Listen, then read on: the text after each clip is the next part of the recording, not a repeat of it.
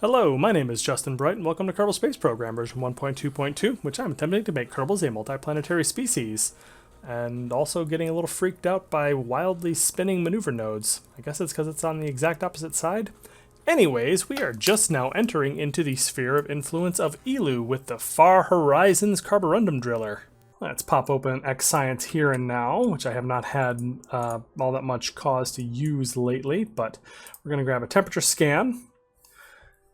And that's the same as it ever was. Atmospheric pressure. Yep. Gravity. High over Eeloo's midlands. Surface appears to be smooth. There are fluctuations under the surface of the planet. Very nice. So I could probably actually just send those. Yeah, let's just send those and then we'll grab another copy. Beautiful. And looks like only having 4% signal strength does not hurt me too much. So let's grab these one more time. Up. And then we're going to grab one of each of these. Although I could only get one now that I think about it. So let's hang on. Let's hang on to that. We can collect all the science. Beautiful. Inside this canister. And we are going to hold on because we can only get one set of science, and I'd like to do that from the surface of Eeloo.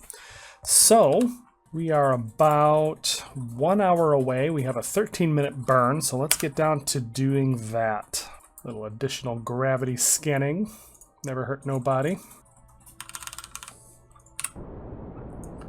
All right, so we are burning away with the hopes of getting into orbit around Eeloo, which is coming up on us pretty quickly now. We are hurtling through at 25 kilometers per second. And we are going to shed the vast majority of that velocity as we attempt to pull up into a nice orbit so that we can land. So I'll see you in 13 minutes. Alright, so we still have a full minute left, but I love this shot right here. This is so cool. We are up, we've flown over the top of Eeloo, and we are now coming back around and trying to slow down into a capture, and you can just see the light cast on Eeloo's surface by the tiny point of light that the sun is in the sky compared to how big and bright it is when we are very, very close. It definitely feels exactly as remote as this is, which is just an awesome, awesome feeling. It gives you the real sense of scale of what it really is out at the far edges of the solar system.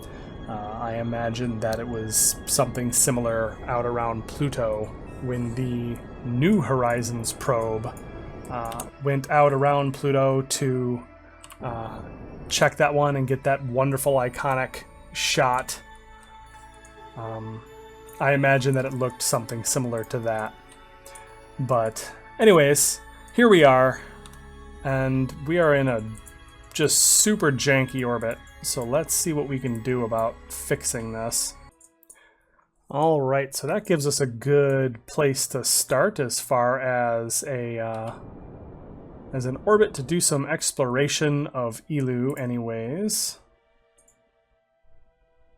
Let me just get like a nice 250 kilometer circular orbit. Hurry up, circularize, very nice. But yeah, when NASA's New Horizons probe went by here, we got those amazing shots of Pluto and learned all kinds of really cool things, but it's just so far away and so remote.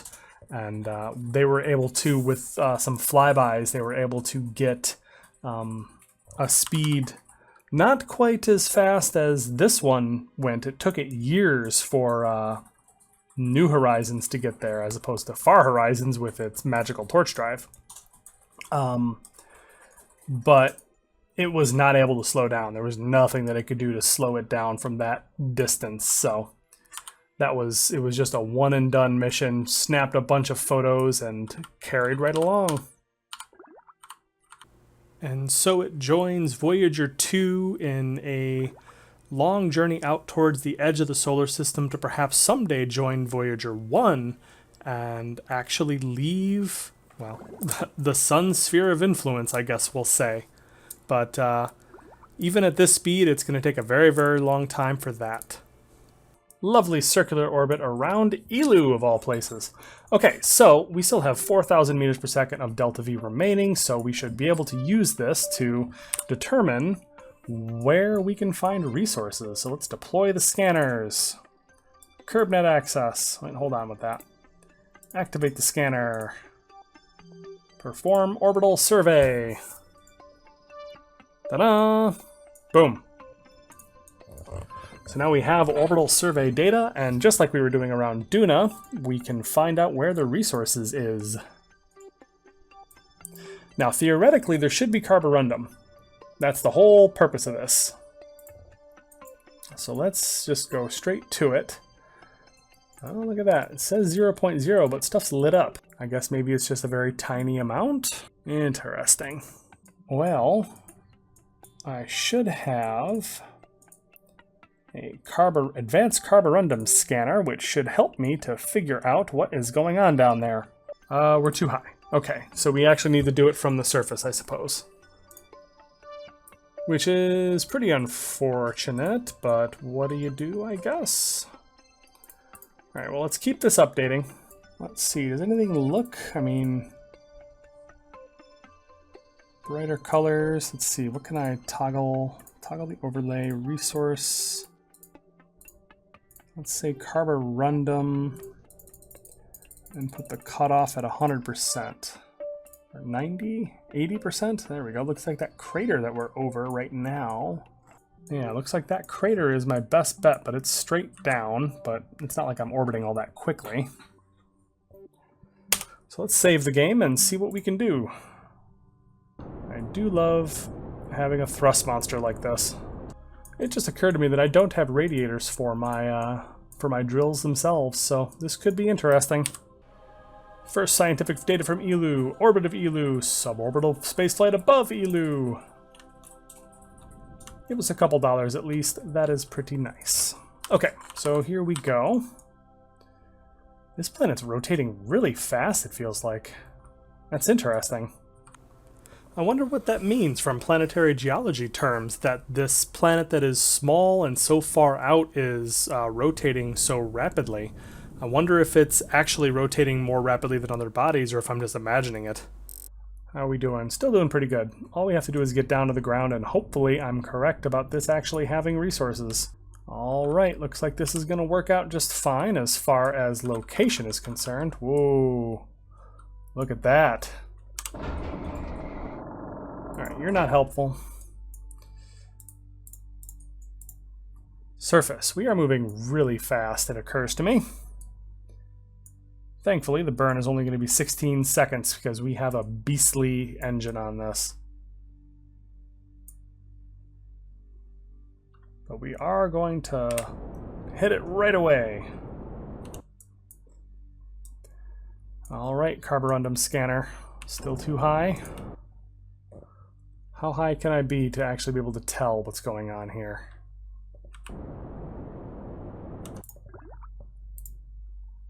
Temperature, pressure, gravity.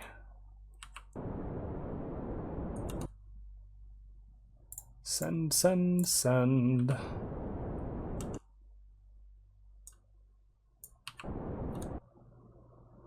Temperature, gravity, and pressure.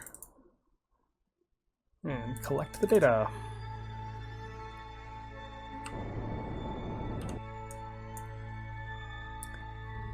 Carborundum surface 0.0032% average. Huzzah, we have done it.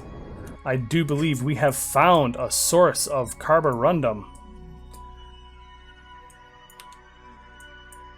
Right, so land really carefully here, please.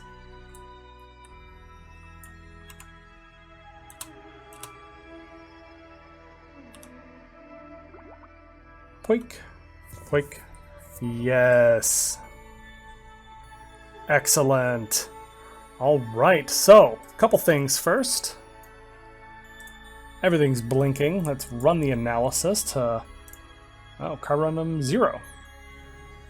Ah, okay. So the average that I saw was the average of the entire planet, I do believe. So that shows me what is possible over the range of the entire planet, but it did not tell me what was directly below me until I ran that surface scan. So now we got that. So now we know this is not a valid location. We'll have to find another. But first, some science. Beep, beep, boop. The instrument is frozen up. Well, that's a shame. Gravity scans are very clear here. There appears to be little influence from other bodies. Yes, we are so far away. Okay, we're going to keep that one. Seismic scan is going to get sent. Ooh, cryovolcanism. You observe the goo. That's an excellent statement. I came all this way just to observe the goo, I guess. Okay, so let's fill this up with data. Beautiful. Aha, and so now you can actually see, take a look at the KerbNet now, and you'll see that the biome that we are currently in is showing a big black hole of lack of resources, while the rest of the planet is still brightly colored in possible to be carborundum red, I guess we're going to call it. So what that means is we need to actually go to other biomes to run the analysis to find out exactly where it is. So there's such a low concentration of carborundum here that we have to actually hunt and find the trace amounts that we can actually dig up. So onward to adventure. But before adventure, we should actually look into drilling up some ore to see if we can get some additional delta V. I don't think we need it right away, but it's nice to actually check our drills, and oh dear. Oh dear. Did you see the core temperature on that? Look at that, 740 K out of 500. And ooh, we're a little wobbly.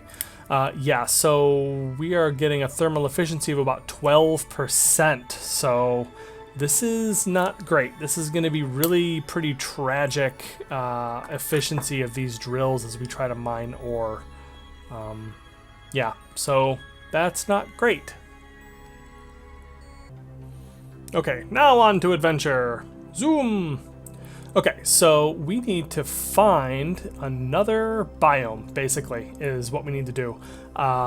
In this area is probably good because I don't think the planetary overlay was straight up lying to me. Like, I'm not sure. Like, I feel like there's got to be something about that is actually working and functioning and showing me that there is carborundum in the area. However, it wasn't in the particular biome that I landed in, but the color on the ground, as seen from the map mode, was covering a pretty wide area, so I'm not that worried about the accuracy there. See? So there's a pretty broad range of places, and it looks like there's one more on the other side that we could maybe get to, but yeah, let's jump up into the next biome, and then we will see what we can see as far as the resource concentrations. Okay, so we are coming in over what appears to be the Midlands of Eeloo, so let's see what we can find out about the resource concentrations here. It looks like it's just going to be a bit of a scavenger hunt among all of the different biomes of Eeloo, or at least until I find carborundum, because I'm unlikely to explore every single biome. I don't think I have the delta V to do that, but I can definitely jump around to a couple more to see if we can't find it. So now very gently coming down once again. Please be careful.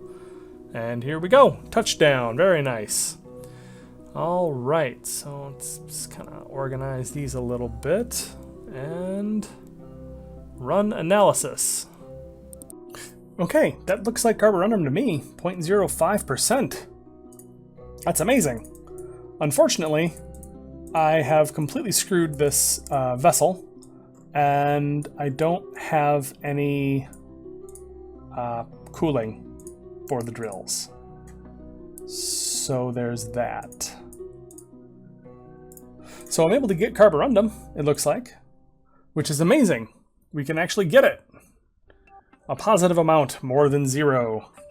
But ore is going to be nearly impossible to get because we can't shed this heat at all. We're still running at 700K from the last time I tried. Well, let's start the surface harvesters and hopefully nothing blows up, I guess. Let's just see what happens over some time. Ha! It basically means I get ore about as fast as I get carborundum, which is not excellent. Well, I guess we'll see if we can actually get some delta V back over the course of a long period of time. That's the thing, it's going to take a long time to get this thing filled up with carborundum anyways, so we might as well just kind of sit and wait. Next thing I have coming up is, let's take a look, is the Starlifter shuttle arriving around Duna in 130 days, so might as well play around a little bit, but gosh. So let this be a lesson to everybody as well as myself.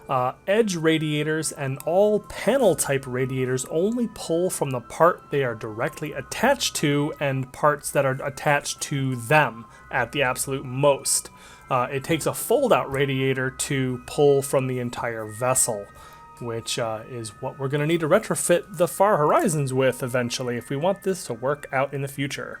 But yeah, we have the Far Horizons has reached Eeloo, for goodness sake. And there is that little tiny dot in the sky that is the sun so far, far away. We are collecting carborundum. We are collecting ore. We will be able to return with a belly full of space magic fuel to power torch drives and fusion drives around Kerbin. But we'll have to figure out how to get it back. And because it's going to take a little while, we're going to do some time warping, I think, to kind of accelerate. And I think what we're going to do is we're going to check on our bases first. We want to make sure that no Kerbals are harmed in the fast forwarding of this series. So let's go check on that. And we have here the Minty Station base that we are going back to. We're going to jump to our various bases because we will be fast forwarding several months as part of this next mission, as we get closer to carrying out with our actual missions, for goodness sake. Because everything that we need to do right now just takes a whole lot of time, and I'd rather get to it, and then we will, progress with the later stages of technology or something like that. So, Minty Station itself looks pretty good. We've actually built up a pretty hefty amount of supplies, which is nice. Planetary logistics. Have I actually pushed any supplies out? Look at that, 7,700 supplies created. So yeah, we have tons of resources out here at Minty Station, or on Minmus, I guess I should say, that we can use to do all kinds of cool stuff. So that is pretty darn exciting. So we're going to bounce at the other couple of things here real quick just to make sure that that's all working out. But first, let's check colony rewards. 500,000, 400 reputation, and 200 science. So I think we're actually pretty close on science here. Alright, and here is the Minmus shipyards, which is going to be getting put to work here shortly. But for now, we have about 10 days worth of supplies on board because we can pull from planetary logistics. Beautiful. And actually, how are we doing on...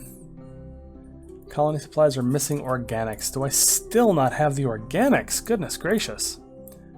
Let me go back and check that real quick. But first... Colony rewards. Another 500,000, 160 science, and some reputation. Actually get to the base, and then what is going on with the organics out here? There it is. 3,000. Wow. Do I just still not have enough to push anything to planetary logistics? Well, maybe in another couple 100 days or something. But I do actually have colony supplies now that I'm looking at it. Look at that. We have a ton of colony supplies. That's amazing. So we have been creating colony supplies. It just kind of went pretty quickly, I guess.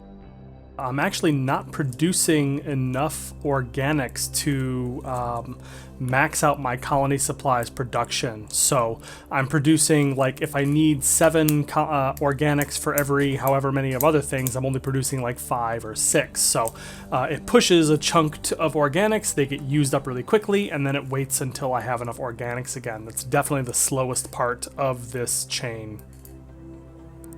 at the colonization module, we can start the living module, which is at a 300% load, I guess.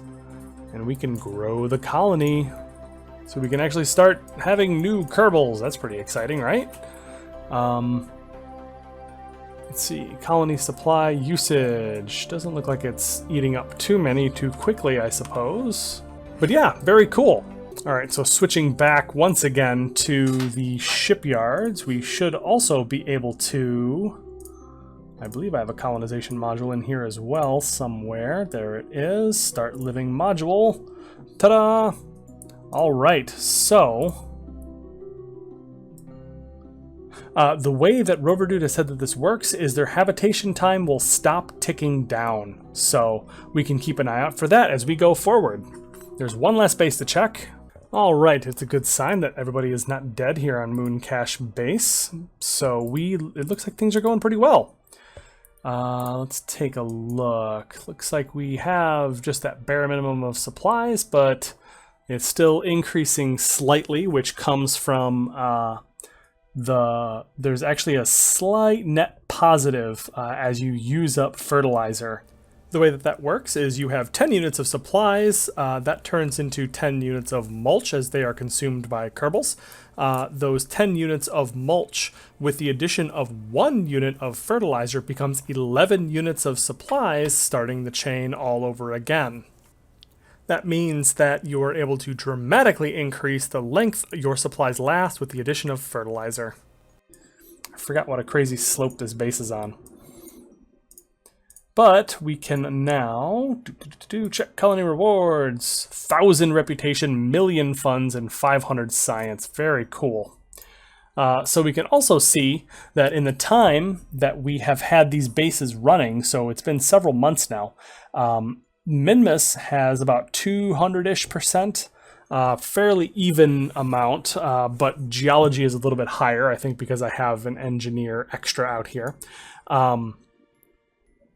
Or an engineer or 2 extra out that way, whereas Moon has a slightly more balanced amount, only about 5 percentage points off instead of like 9. So not a big deal in any case, but it's going up faster because I think there's more Kerbals in this one base than there are on both Minty Station and the Minmus shipyards, which is interesting. And more of them are colonists, which give you all 3 of these categories instead of just 1. So having a large number of Kerbals on board means that it goes much, much faster, which is a cool thing, because that's kind of what I feel like the end goal of this series is going to be, is getting Duna to 500% across the board here. I would also like a population of about 100, but we'll see if we get to that. All right, and so the last thing in flight that we need to check on is Star Lifter Shuttle, which is still heading out towards Duna, and doing just fine by the looks of it. Still plenty of supplies, plenty of fertilizer. You can see that we've nibbled some of this fertilizer to make supplies, and as I mentioned before, this creates a pretty dramatic net positive in my supply chain. So every 10 supplies becomes 11. It becomes 11 supplies through the process of making it into mulch and then using this fertilizer that I've packed on board. So fertilizer allows you to, I'm sure there's a good calculation or a good rule of thumb for exactly how much that is, but you get a pretty significant bang for your buck in bringing fertilizer instead of just raw supplies. Of course, that means that they have to be eating, algae they're scraping off of the side of this wall here. But, maybe all the science they're doing is all about improving the taste of space algae. We still have a little bit of science in here that we're doing that we can send back. And I think this is actually going to wrap up our science production. Ta-da! 170 science added. Beautiful. Alright, so a little round trip brings us right back to our far horizons, sitting out on Eeloo and drilling slowly because I completely forgot to add proper radiators. But it looks like we're up to about 6,729 meters per second of delta V, which is a little bit more than double what it had when we left it about 2 weeks ago. We have about 300 ore and almost 400 carborundum, which actually kind of works out because we need to get a lot more carborundum than we need ore. So probably in a couple of months we should be able to get this moving once again. And that's months game time. I'm not going to leave you guys sitting here waiting for this for months of real time before I get this thing moving. Alright, so I actually dramatically overestimated how much science I actually needed. But that means that we can finish out the tech tree. Hooray! So we're going to drop 1,000 science on this aerospace tech node, which has Rapier and Saber engines that we will definitely be using a ton of. That was sarcastic. I'm not a big airplane fan, but yeah. So these are kind of cool. We'll get those anyways, just in case. And gigantic structures, which is much more likely to get used. 1,500 science for big parts. 7.5 meter stack separators, interstages, service bays, that sort of thing. Boom. Awesome. And there's one thing I have on here. Oh yes, that is the Starlifter nuclear reactor. Let's just grab that just for the sake of completion. And that means the only thing that we have left in the tech tree are Alcubierre drives at 25 million apiece. So might be a minute before we get to that. But now there's one interesting thing that we might be able to do with science. So let's upgrade our administration building to level 3. Boom. So that's maxed out. And now that our tech tree is maxed and we don't need any more science, we can sell it. Yeah, we can sell our immediate science, that's fine, but I would like to turn all of my science into cash money through patents licensing. So all the science I get from contracts and field work will turn into funds. Can I 100%? No, I need 2,700 science to get that, and it doesn't really seem worthwhile because it's only a 32% commitment compared to 100%, which is what we're looking for. So we are going to save up until we have 2,700 science, and then we were going to sell every point of science we can get. So that means we are still incentivized to go get all the science we can. While I'm upgrading buildings, is there anything left that I haven't actually gotten fully upgraded? Oh, look at that. There's the spaceplane hangar, I think, and all this is done, and there we go. We have a level 3 space center. Everything is maxed out, finally. I have had the money, but, just catching up to the reality of our situation here. We are at the very end of things. At least as progression is concerned, but we're also at the end of this episode. If you enjoyed it, please share and subscribe, and I will see you next time.